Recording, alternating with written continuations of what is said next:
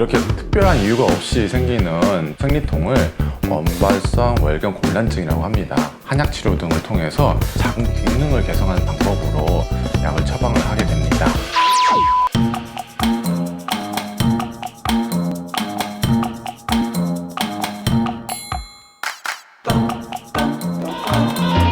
이렇게 특별한 이유가 없이 생기는 생리통을 원발성 월경 곤란증이라고 합니다. 주로 이제 양방에서는 이 프로스타글란딘이 많이 생성하게 되면서 생기는 통증이라고 설명을 좀 많이 하는데요.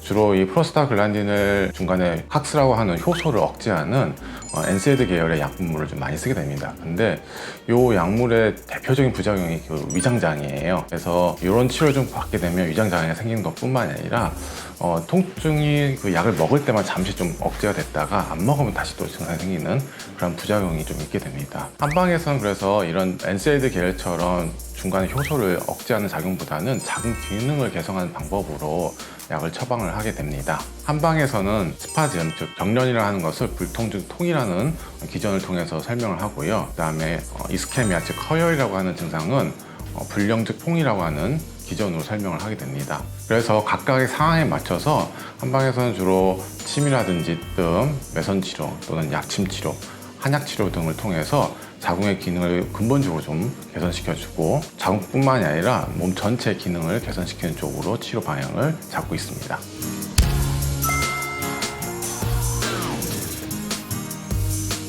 우선 일반적으로 생리가 시작한다는 건 이제 어른이 되다가는 과정이잖아요. 그래서 절대로 그게 불안하다든지 안 좋은 과정이 아니라 이제 한 성인이 되고 이제 아이를 잉태할 수 있는 어른이 됐다는 과정이니까 축하할 일이죠. 그래서 우선은 아이들한테 그런 긴장감이나 이런 것보다는 정서적인 안정을 주고 한 성인으로서 이제 큰 개체가 됐다는 거를 이제 인정하고 조금 축하해 주는 게 제일 좋을 것 같고요. 생리를 시작하게 되면서 몸 자기 관리를 좀 더 자기가 스스로 좀 잘 해야 된다는 거를 인식시키는 게 제일 중요하지 않을까 생각합니다.